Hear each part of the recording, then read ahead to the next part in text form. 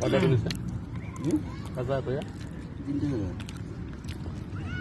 বৃষ্টির মধ্যে সপ্তাহ মানে সুদের মানে আলু চলে বেশি হ্যাঁ অতিরিক্ত আলু বেশি ওরা আলু ছাড়া কিছু খায় না। এলেই তো আমার মুন্সিগঞ্জের আলুর দাম বেশি হয় না সবচেয়ে ব্যাপার মুন্সিগঞ্জ বাংলাদেশে যে আলু হয় বাংলাদেশে হয় না আমি হবাই বাংলাদেশে আলু খেতে আলু করা কমাই দিয়াস খালি রাশিয়া তো আমদানি করতে হবে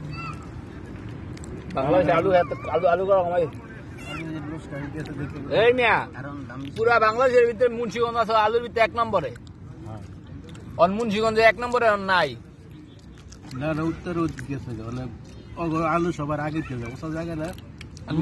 মুন্সিগঞ্জে কয়জন কোন জায়গায় খেতি করে উদয় শহরের দিকে একটু খেতি করে এখানে খেতে হয়ে গেছে সব জায়গায় একটা জোয়ার ভাটা আছে এই কুড়ি